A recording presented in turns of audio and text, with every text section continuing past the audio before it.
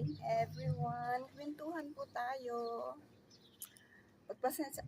Bago po ang lahat ay happy third day of December. Yan ha, nauna na ako sa inyong bumati ng Merry Christmas. Alam niyo na. So anyway, bago nga po lang lahat.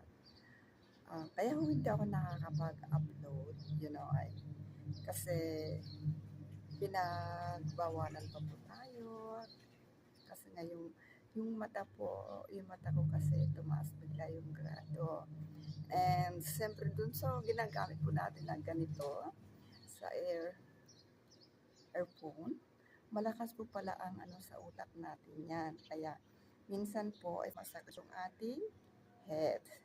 Kaya sa mga gumagamit po ng ganito, mag-ingat po kayo. Mas better po na gamitin natin ay yung talagang earphone. Kasi pag ito ho, ang lakas Ang lakas po talaga andito po ako sa may labasan namin, sa may fountain. At hindi ko po maiikot ang aking camera dahil wala akong stand. Pinatayo ko lang po dyan sa may fountain. Then, purong ako ng konti dito. At masakit man sa akin na bumaba yung views ko, kasi sa Creator Studio ko dati pumapala ako ng 2,000 weekly ang sa recap ko.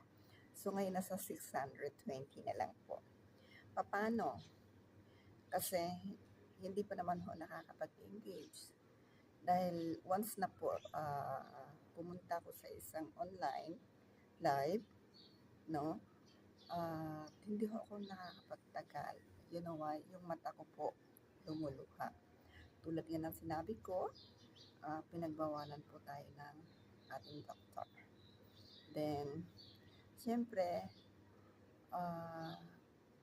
kahit naman sabihin ko na gagawa ako ng silent live, kasi minsan po nagsa-silent live ako pero inandun po ako nakatutok so parang bang nahihiya ako gano'n. And siyempre kakatapos lang din po kasi ng National Day, National Day, iniwan ako dito 4 days ako nag-iisa dito sa bahay. Yun sana may time na mag-online pero sa dami ko ng iniwan na gawain, nalilisin ito, kailangan ganito. So, ganun. So, siyempre, kailangan pagdating nila, nakaayos ng lahat. O saka, super ho, ang dami tambak ng labahan. Ganyan ho talaga ang buhay namin mga OFW. Then, siyempre, kahit sa pagkain naman po, sa pagkain medyo hindi naman ho ako masyadong kumakain. So, meron po kami ditong yung Egyptian rice. So, yun po ang ginagawa kong champurrado. Dahil hindi naman po ako rin kumakain ng laham. At especially, hindi po ako kumakain ng gulay. Kaya po, nagpapabili ako ng hotdog. Ayaw naman akong bilihan ng hotdog. Kasi sabi nila, mapisen, sabi nila. So, hindi raw maganda ang hotdog dito. So, yan ang hindi ko alam. Then, hinihintay ko, wini-wait ko nung umalis sila na bibigyan man ako ng allowance. Kasi once na binigyan ako ng allowance, pupunta po ako sa city center. City center, yun po ay ang tambayan namin, mga OFW. And then 2 hours po ang biyahe from here, Oswego, hanggang sa Muscat City. Napakalayo po, 2 hours. Tapos pag nag-iisa ka lang po sa taxi, siyempre natatakot ka kasi saan-saan ka dinadala, saan-saan iniikot yung taxi. So sometimes po, may taxi naman na hindi yung maganda yung driver, ganon. So kailangan pag sumakay ka po rito, huwag kang sasakay sa mga bata pa ang driver. So sasakay ka po sa mga may edad na. And then po, dito, so magta 13 years na ako dito, dito na pa ako naging senior citizen. So, ganun ho. And then, syempre, before po, hindi ho ako talaga, kahit may day off po ako, hindi ho ako lumalabas. So, pag lumalabas po ako, at naghahatid ako ng remittance sa mga anak ko, nagpapasama ako sa amo kong lalaki kasi nga po, yung legs ko po, the left and right po, ngayon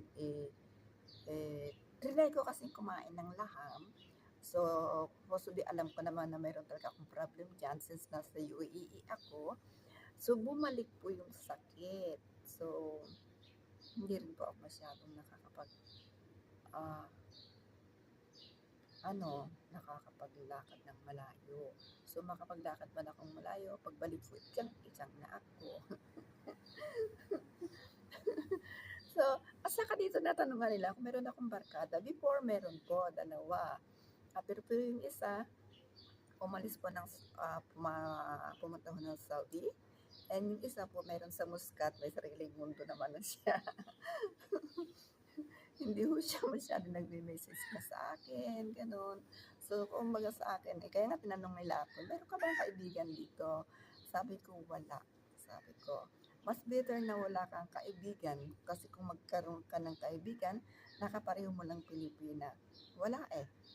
Parang, ah, ano nga kayo, parang yung, ah, pabunggahan kayo, ganun. Ayaw ko ng ganun. At mas better pa yung magkaroon ka ng ayaw ko rin magkaroon ng kaibigan na ibang lahi. Alam niyo kung bakit? Kasi, ganun din, halos pareho lang din po. No? Chismis dito, chismis doon. Uh, minsan sumama ako sa, may party, family party nila. So, marami nun, ganun, ganun.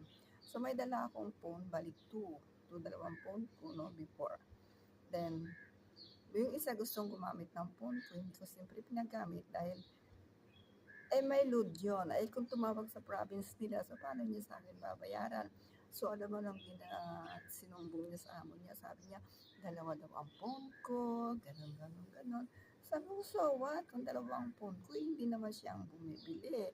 So, this start noon, hindi na ako sumasama na kahit lumabas, yung amo ko, niyayaya ko, talagang nagmamatigas na ako na ayaw kong lumabas. So, ganun. And dito po, kailangan pagbago ka rito, kailangan po yung ugali ng amo mo ay mo mabuti, pag-aralan mo.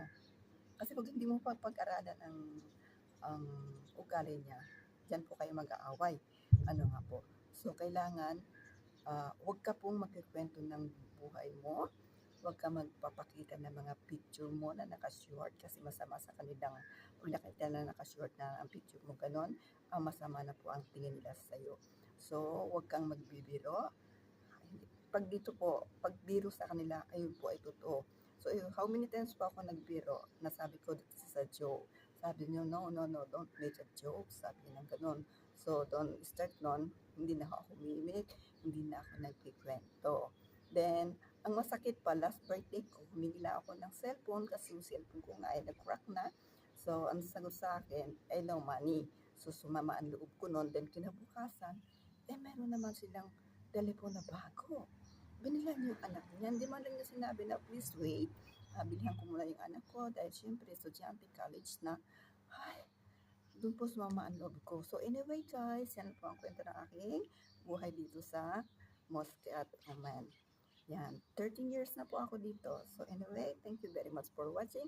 At sa mga baguhan po na nanonood, please like and subscribe po my channel and please click the notification bell at sana po huwag niyong kakalimutan na i-share. At sabi nga, happy na. So anyway, thank you very much for watching and have a nice day. Bye. I love you all. Hope you understand po sometimes na hindi ako nakaka-upload. And thank you very much. Bye. I love you all. Good morning and Merry Christmas. Bye.